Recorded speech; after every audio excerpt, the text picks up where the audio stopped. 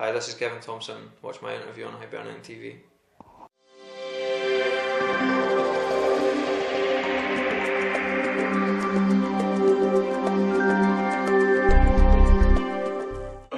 Kevin, a very warm welcome back to Hibs. How does it feel to be back at your first club? Yeah, delighted. Obviously it's been a whirlwind month or so. I trained with the team obviously before we decided that I was going to come back and play, and I'm just delighted to be back, and hopefully I can help over the next couple of months.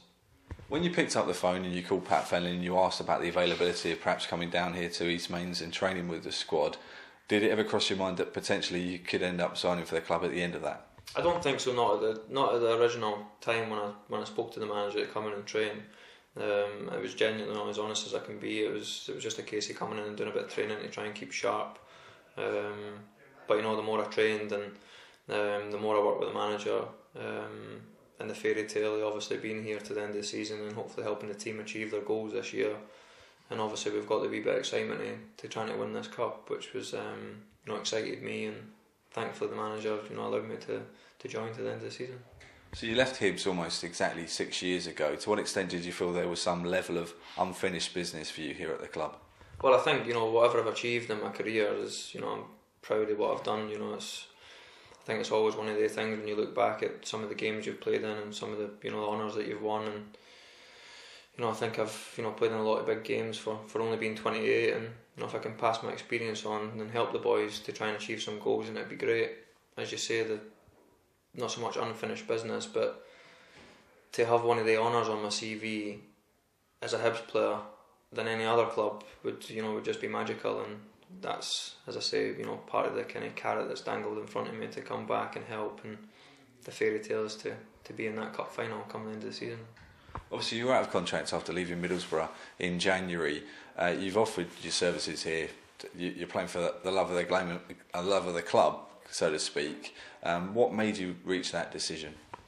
Well, the bottom line is that the club have spent their budget. The players that they've probably got a couple more players in the squad than the budget probably allowed. I had a few options to go down south. I've got family, I've got a house up in Edinburgh. As I said before, this is probably the only club that I play for nothing. It's not about finances, it's not about earning a few extra quid. I just want to show people that I've got hunger and a desire to try and play. I don't want no pat on the back for playing for nothing. I just want to play some football, help the team, help the manager, and if we have a successful stint, then great. See, unfortunately, for whatever reason, your relationship with the Hibs fans was soured slightly after you left to move west to Glasgow Rangers. To what extent do you feel you're rebuilding that rapport, rebuilding that relationship with the Hibs fans coming back here? Yeah, I think so. Look, when I left the club, I was a young 21-year-old that had never moved. I never knew anything different than playing for Hibs. I had an opportunity to obviously move to Rangers, which was, in my opinion, a great opportunity for me personally. The things I said, the way I conducted myself through the time was, looking back, was really naive, and I said things and done things that I regret. I think we've all done things in our life that we regret. Unfortunately for football players, when you say the wrong things and you do the wrong things, they're plastered all over the papers and they're there for everybody to see. That was a regret of mine. I've had to live by that. I had to come back to Easter Road as a Rangers player and have the whole stadium booing me and singing jeers and jibes at me. It's something that I coped with, and thankfully, the reception that I got when I come on against the derby was absolutely fantastic, and it was really touching to think that the Hibs fans have still got a wee bit of support there for me and a wee bit of love, and any football player that feels wanted certainly brings the best out of them, and fingers crossed I can show the Hibs fans how good a player I am.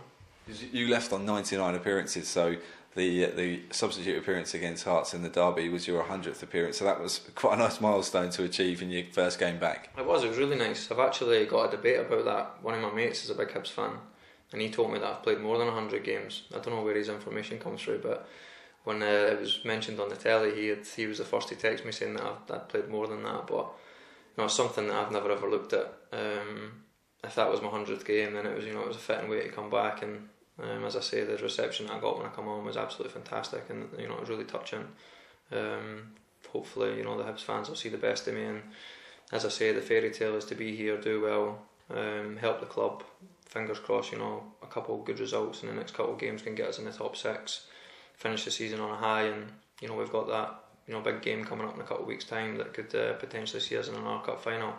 You know, so I want to work as hard as I can to try and help the boys and help the club try and achieve their goals. Talking of Hampden, was it ever a source of regret? I know you achieved a huge amount during your time at Rangers, but the fact that you missed out on the League Cup winning side of 2007, did that ever play on your mind? Yeah, it was hard. You know, when the game was on, I sent all the usual text messages to all the boys, wishing them all the best.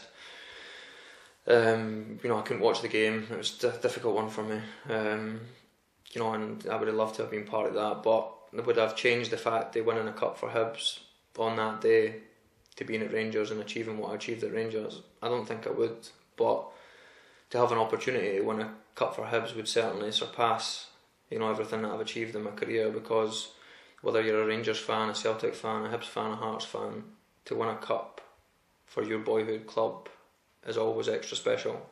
So to do that for Hibs would be something really, really special, not just for me but for my family, especially my dad. You know, so it would be nice. It's something that, you know, would be a real fitting end. If it was the last honour that I could get, it would be with Hibs. In your first spell here at Hibs, you obviously gained international recognition with Scotland. You're now 28. I know you're obviously hoping to be injury-free, to be consistently playing well. Is it a longer-term goal to perhaps be recalled by Scotland, especially now that obviously Gordon Strachan's in charge? Yeah, of course. You know, I've never hid the fact that I wanted to play for Scotland.